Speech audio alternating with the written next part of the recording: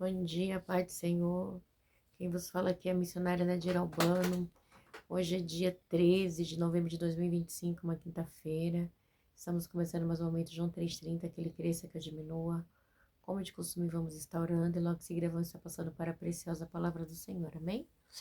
Meu Deus e meu Pai, em nome de Jesus, mais uma vez eu entro nessa santa presença, pedindo perdão pelas minhas falhas, pelos meus pecados que são inúmeros. Meu Deus, me perdoa porque eu pequei no pensar, no falar, no agir. Toma minha mente, toma meu coração, leva cativo a Ti. E me ajuda, Senhor, a Te buscar e a Te servir. Em nome do Pai, do Filho e do Espírito Santo de Deus.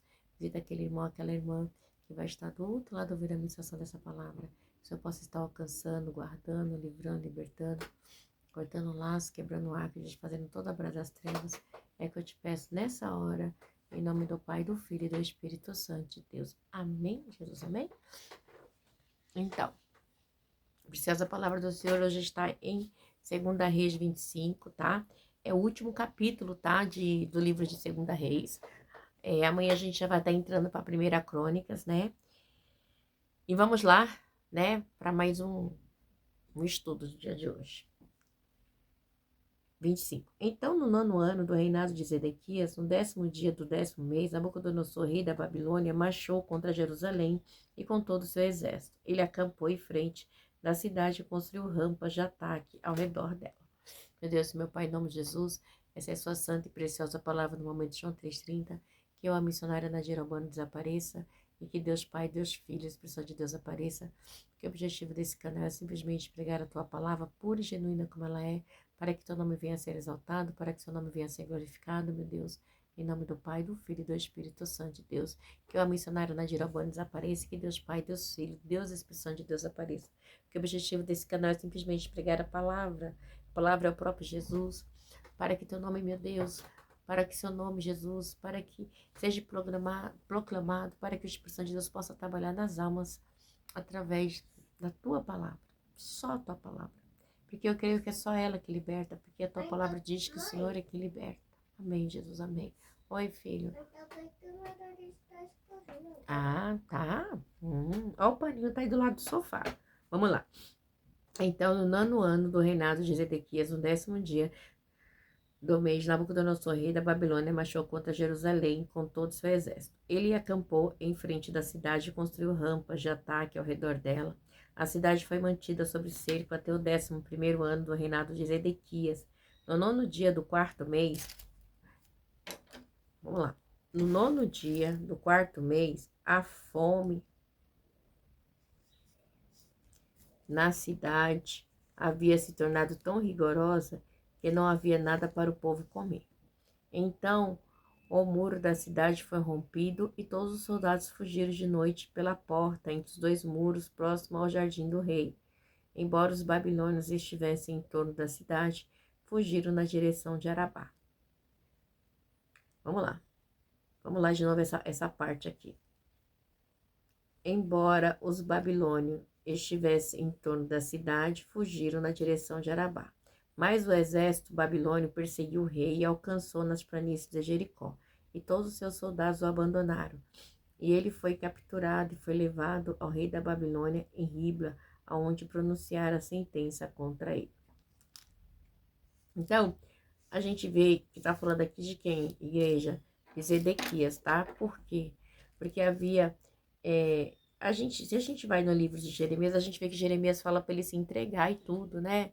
É quando Jeremias é posto num calabouço e tudo, ele vai escondido lá, porque ele não quer que o pessoal saiba, né?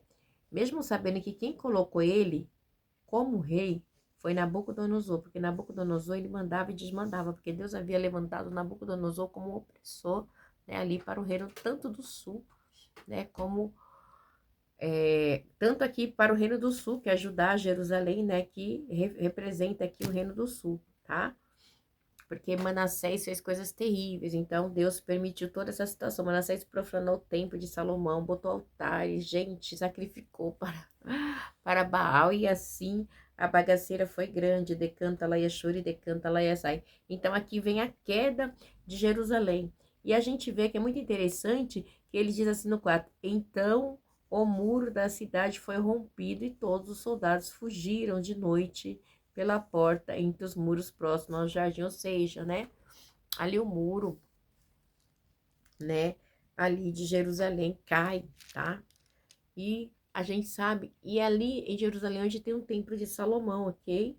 Vamos prosseguir, decanta lá Yashuri, decanta lá Yassai no 6. E ele foi, vamos de novo por 5. Mas o exército babilônico perseguiu o rei e o alcançou, tá? Perseguiu o rei e o alcançou.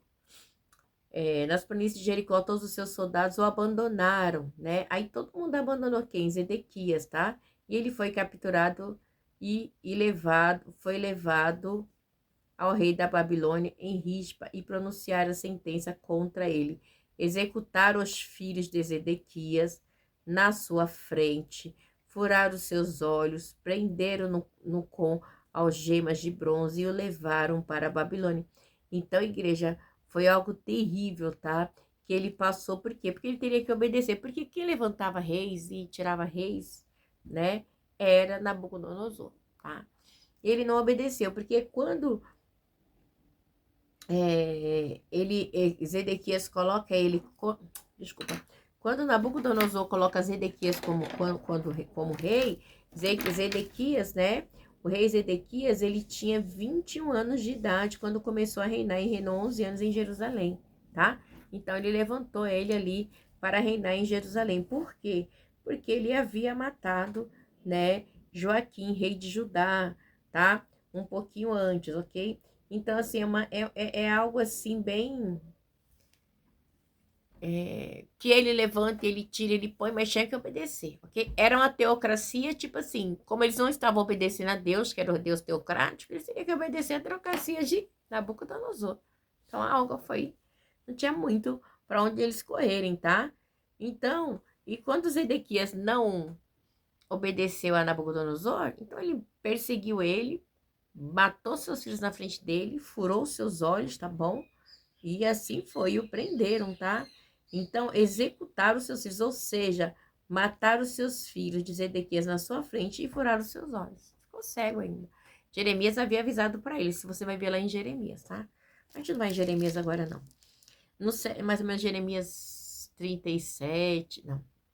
Bem no finalzinho de Jeremias 38, por aí, vai ter essa sentença aí desse rei, ok? Aleluia, glória a Deus. Depois, se vocês puderem ver, vai estar em Jeremias 38, 14 e 28. Vamos lá. No 7º dia do 5º mês do 19º reinado de Nabucodonosor, rei da Babilônia, Nabuzaradá, comandante da guarda imperial, conselheiro do rei da Babilônia, foi a Jerusalém. Olha o que ele faz. Ele vai, né?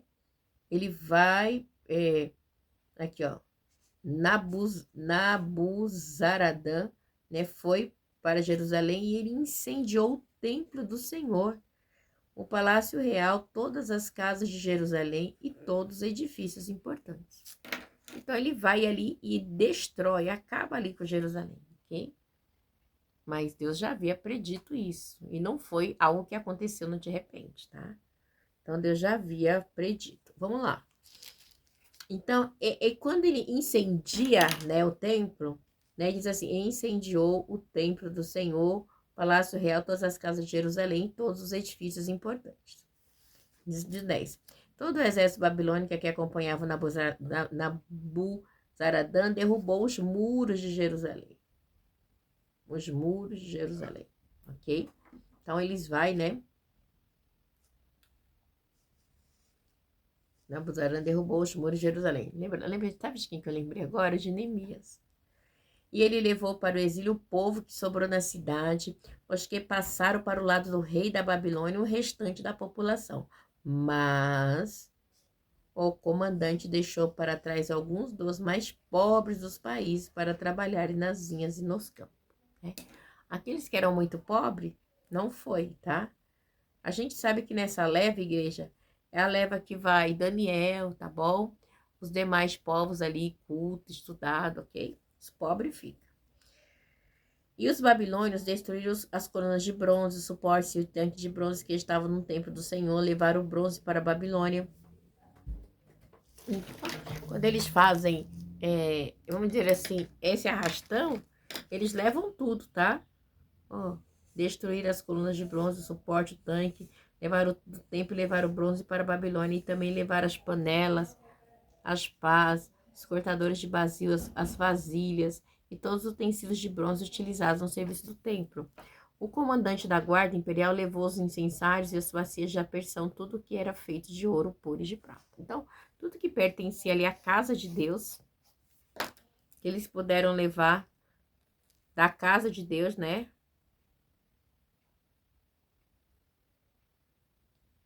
Levou. As duas colunas, o tanque, o suporte que Salomão fizera para o templo do Senhor, com mais do que podia ser pesado. Gente, porque a gente estudou a construção, né? Então Salomão, ele não poupou no ouro, não poupou no bronze,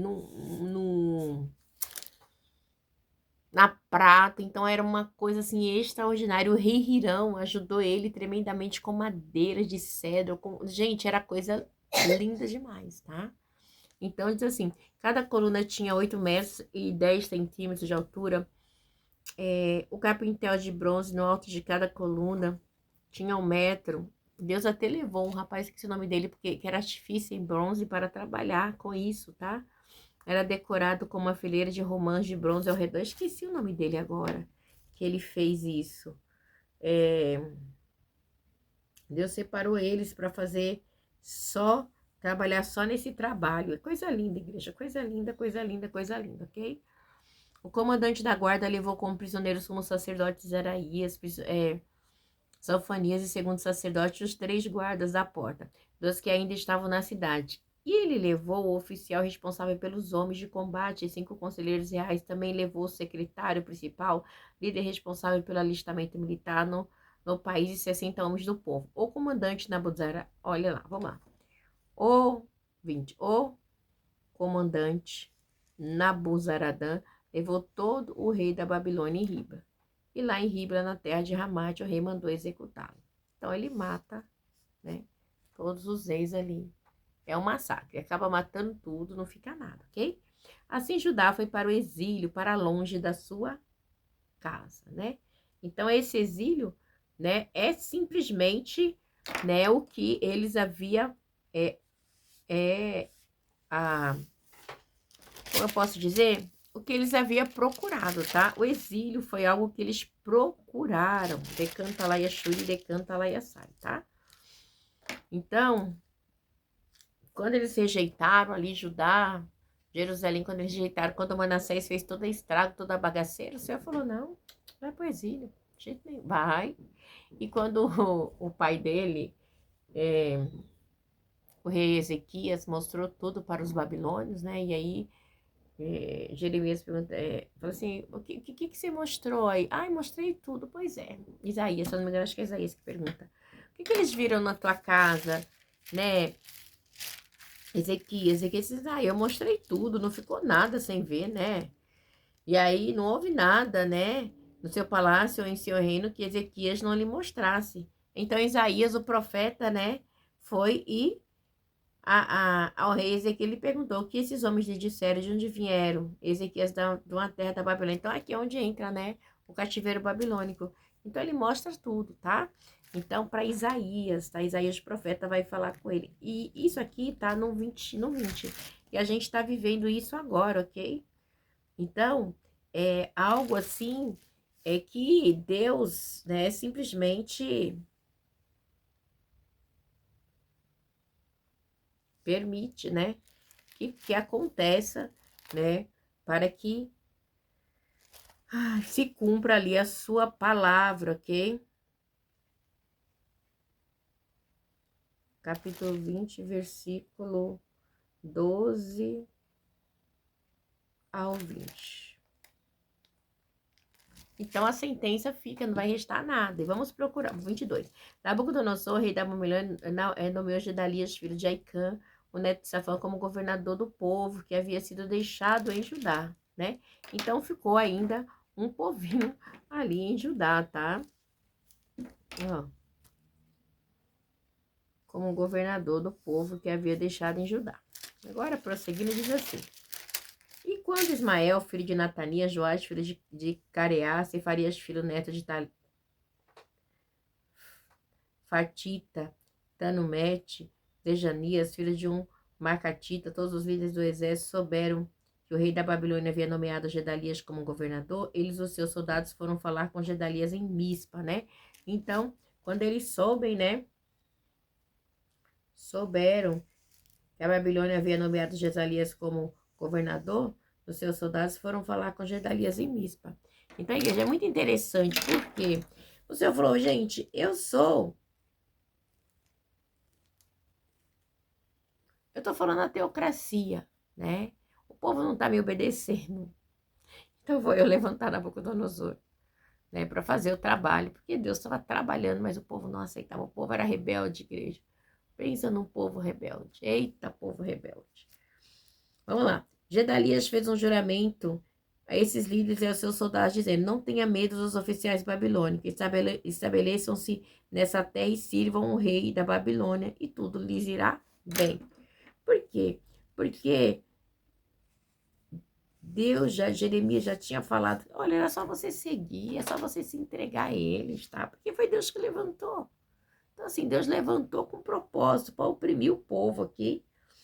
Aí diz assim, porque eles tinham que ter submissão, né? Porque eles representavam, que a Babilônia representava o juízo divino, tá? Eles ali era como o juízo divino, porque eles não queriam obedecer a Deus. Então, você não quer? Então, com o homem você vai se submeter, ok? Vamos lá no 25. Mas no 7º mês, Ismael, filho de Netania, neto de Elisama, que tinha sangue real, foi com 10 homens e assassinou Gedalias e os judeus e os babilônios que estavam com ele em Mispa. Olha a traição. Então todo o povo, desde as crianças até os velhos, inclusive líderes do exército, fugiram para o Egito com medo dos babilônios. Por quê? Porque ele fez algo errado, né? Então ele fez traição.